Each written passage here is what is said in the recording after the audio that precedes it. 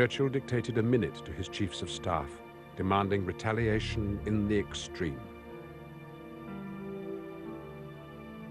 I should be prepared to do anything that might hit the Germans in a murderous place.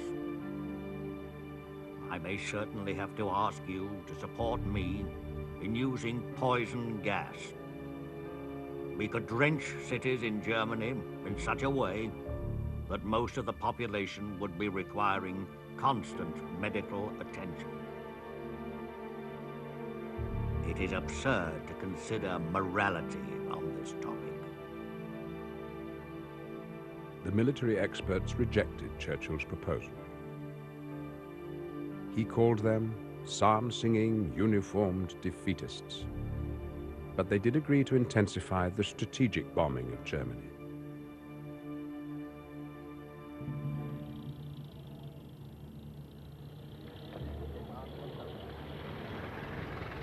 In the final 10 months of the war in Europe, the Allied bombing raids killed over 200,000 German civilians.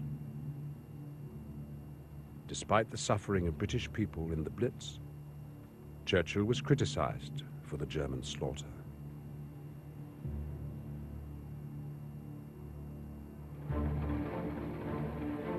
As victory in Europe seemed certain, Churchill looked warily to the future. He feared a Soviet-dominated Eastern Europe.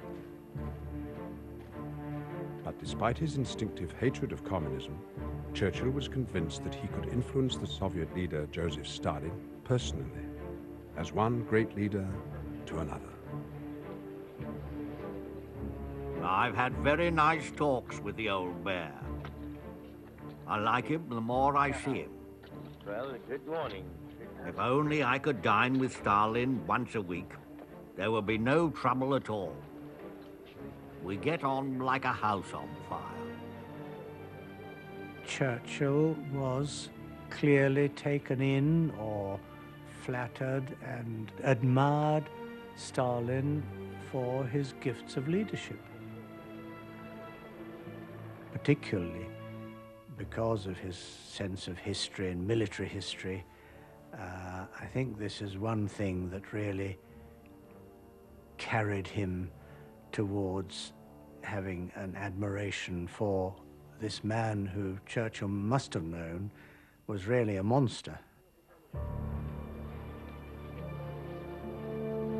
At the Yalta Conference in February 1945, Stalin's power was at its height as his Red Army advanced across Eastern Europe.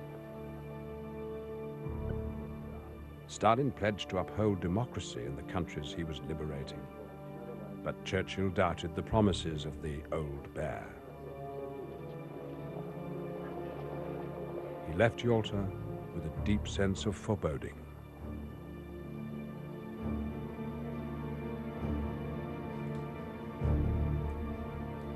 No one can guarantee the future of the world. There must be hope. The British race has never yielded to the counsels of despair.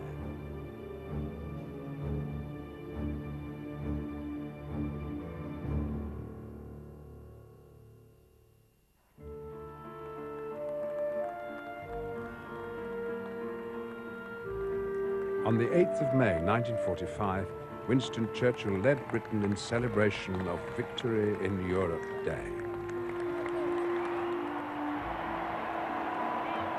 He told the huge crowd, "This is your victory." But the people roared back, "No, it is yours." In all our long history, we have never seen a greater day than this.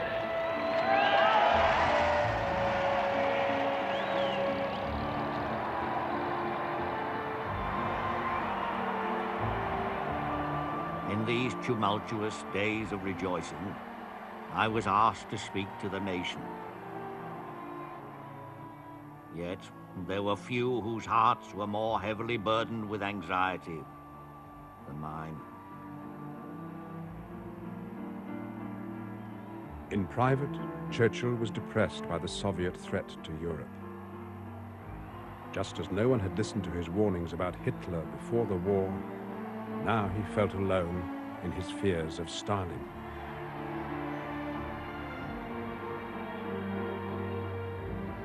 I wish I could tell you tonight that all our toils and troubles were over. Then indeed I could end my 5 years' service happily. And if you thought you had had enough of me and that I ought to be put out to grass, I assure you I would take it with the best of grace. But on the contrary, I must warn you that there is still a lot to do.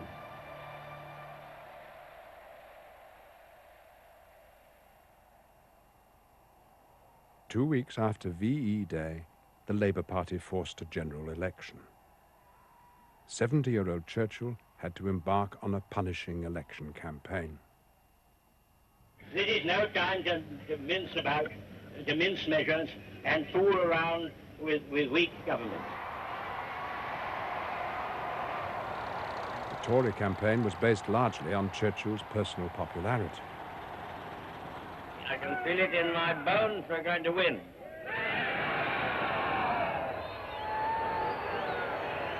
But many voters doubted that their war leader was the right man to govern in peacetime.